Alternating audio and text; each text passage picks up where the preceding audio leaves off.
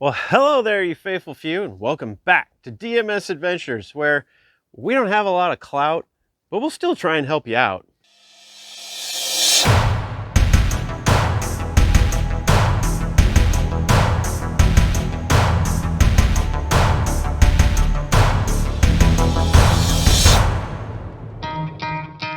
So I wanted to do a video about hiking or backpacking with a drone and using the drone while you're doing that. I know there's some people out there that really debate on whether to even bring the drone because of the trouble it can be, the time it takes to stop and set up and use it.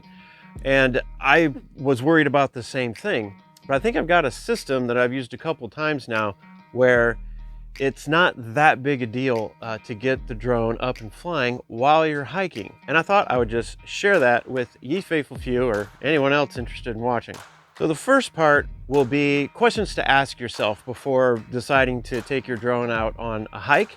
The second part will be kind of how I've found is a good way to go about flying your drone while hiking. One other general comment, this video is going to be focusing on the DJI Mini 2 because it's just the smallest and most compact and lightest weight to bring on a backpacking trip, and it's the one I have, so it's the one I know how to use. So a lot of these tips and tricks will be specific to the DJI Mini 2 and my particular setup, but I know there'll be several bits of information and maybe ways of doing things that you'll be able to use no matter what drone you've got.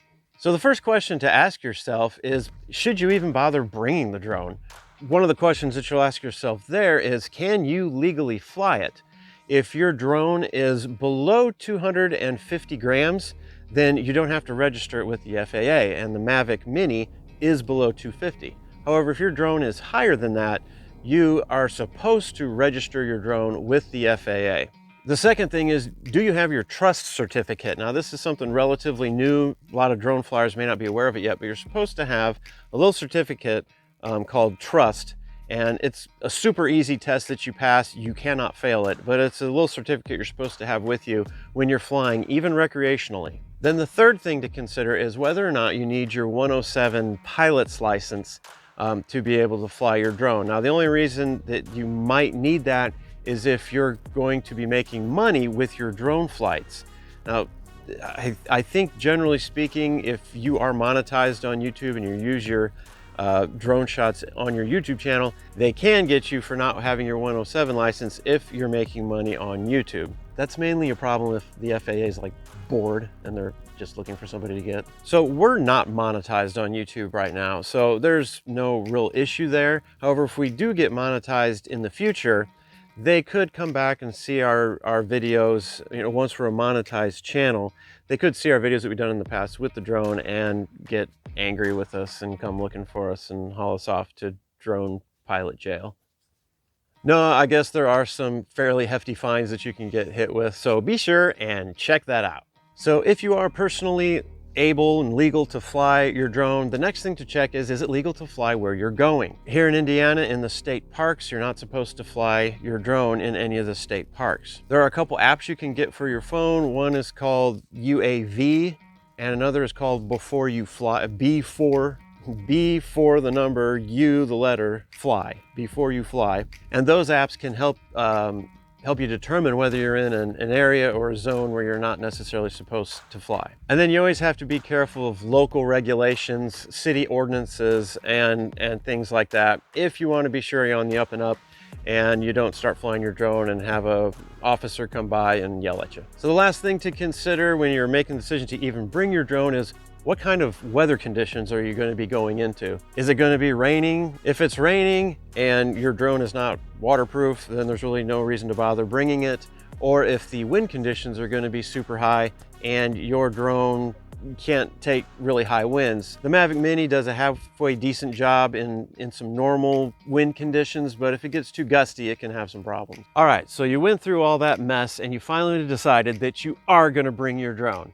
So how are you going to carry it? So if you're backpacking, the most obvious is you just put it in your backpack. However, that has a couple pros and cons to it. So one of the positive things about putting it in your backpack is that's where all your loads are supposed to be. So you're just adding a little bit more back there. Another positive is typically you've made sure that your backpack is waterproof, so your drone will be safe in there. The negative side of sticking it in your backpack though, and the most obvious is, it's gonna be hard to get. If you come across a spot that you wanna fly your drone, you're gonna have to stop, you're gonna have to take your backpack off, dig down in there, pull it out, set it up, and that can be very time consuming and make you just not want to fly the drone. Then you just also have to be mindful that all your other gear is back there. Things can shift. If you happen to fall down, can land on your pack, smash things. So although that is where you put your load, that's also where things could potentially get damaged. So another option for carrying your drone is either in a fanny pack or a chest rig like I use. Now there are a couple pros and cons with that as well. The pros is everything's accessible. Everything you need is right there. And because everything is accessible and right there, you're able to just keep hiking while you're getting everything ready. But the cons of using a fanny pack or a chest rig are, one, since they're more accessible, they are in front, and a lot of times you don't have those waterproofed. So again, you could fall, smash some things, or you can get, those pieces of gear could get wet in either a fanny pack or a chest rig. Another kind of large con is the fact that you need a large fanny pack or chest rig in order to fit a drone and its controller and things like that. So you may not want to wear something that large for that purpose, but that is probably the best way to have your drone ready and accessible to be able to actually use it when you're out hiking. So the last question to ask yourself before you decide to take your drone out on a hiking or backpacking trip is, what accessories are you going to bring? Now you're going to need batteries, but how many are you going to bring? The Mavic Mini Fly More combo comes with 3. Do you need all 3? Do you only need 1? You have to make that decision. Another one is, are you going to bring an extra SD card? Really, SD cards are large enough now to where I don't think you need to bring an extra one. Just get a 128 gigabyte one, something to that effect, and that should last you for a trip. Then you have to consider whether you want to bother bringing extra propellers. On our one trip, I maybe could have used some extra ones after I crashed it into a tree, but you can also bring, if you have it, you can bring propeller guards. Those just snap onto your drone and help guard the propellers from being damaged if you happen to run into anything. Then the last thing to consider, whether you want to bring or not, is our ND filters. Now, on a day like today, I would definitely want to use a filter on the drone camera just to get some better shots. But each one of those things is more weight and more things to mess with. So you have to make a decision on what things you want to bring. All right, so you finally made the decision to go ahead and bring your drone out on trail. I'm all suited up here, got a chest rig, backpack, got my vlogging outfit right here to make awesome content for you faithful few. What you want to think about when you're hiking is, where are you going to fly it?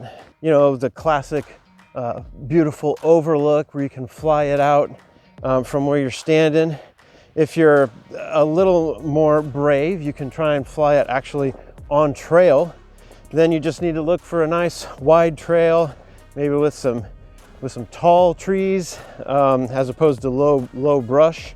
Always make sure to watch out for the trees because they will jump out and get your drone. Then maybe while you're doing your planning for your trip, you could try to have a good idea of where those locations might be, where the overlooks are, where some wider trails are, based on some information on like All Trails or some of those apps. So it's good to have at least a mild idea of where those places where you might want to fly it are. That can just help you in prepping and being able to get the shots that you want. That may not always be possible though, so we're gonna go through what I do in order to get the drone up and flying while we're hiking. All right, so you finally on trail, and this is a good time to launch the drone up. So go ahead and start the clock.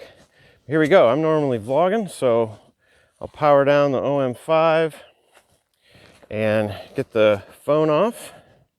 And this is a little thing that's more difficult for me because I use the phone for the vlogging as well as flying the drone. So I got to take the phone off. We'll fold the OM5 up, fold these guys in, and then I've been using my gate latch here, and that gets my vlogging setup secure and my hands free. So now it's time to get the remote control out first, and it has little joysticks. Get those out carefully. Get those screwed in again while we're still hiking. Open up the spot here, pull out.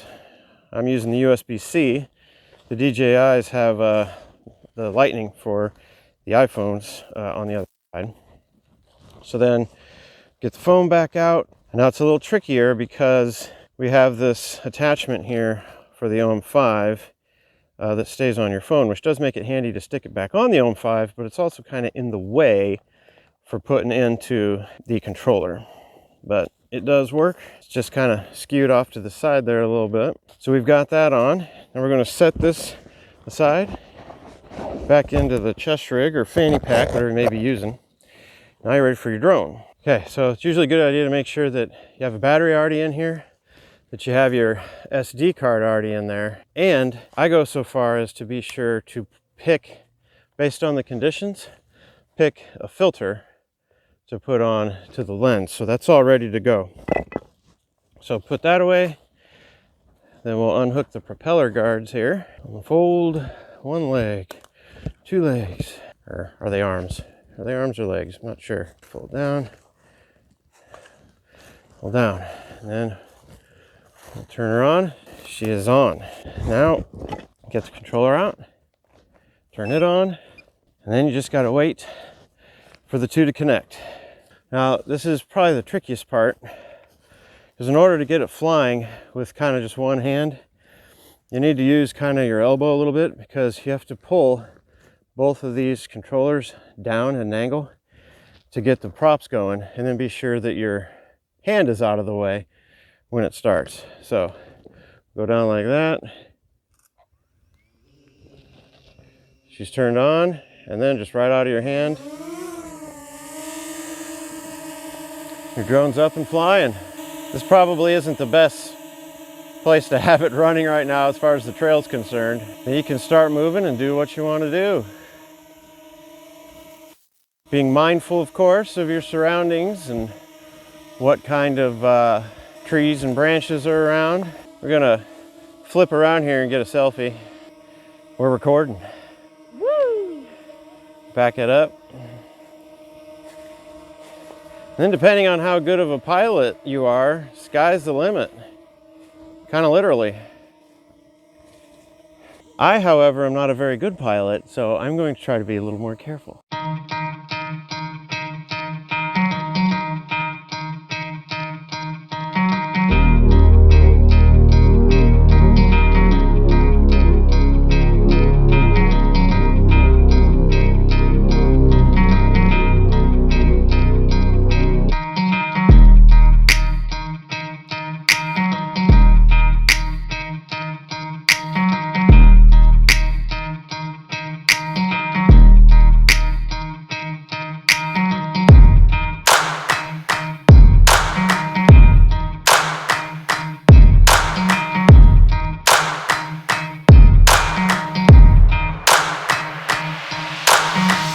All right, so you've gotten all the footage that you want to get for the moment. You're ready to pack her away. The landing part you kind of do need to stop for, but it's a little easier to do with one hand. So find a good spot, get your hand out nice and flat. Now this drone has the ability to, like it'll know your hand's there, so it'll move up. Get your hand positioned where you want it. It's floating on me. And then just bring her down.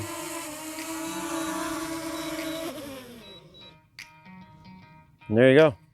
Now we'll put our controller back in the chest rig, kill the drone. Yeah, don't literally kill it. I've tried. Get your legs folded back in, and then just reverse the process. Get it all back in. And I mean, the only reason I stopped really was to show some details and stuff like that. But really, I can keep moving. I did this on 2 separate occasions on our 11th ever backpacking endeavor. Hey, I hope that's helpful for anybody out there who wants to fly with their drone but thinks it's kind of a pain to bring it. I think it's definitely worth this amount of trouble to bring the drone, get some good shots while out on trail. So hope you all gathered some good information from this. I want to thank you so much for watching, and you all have a great day.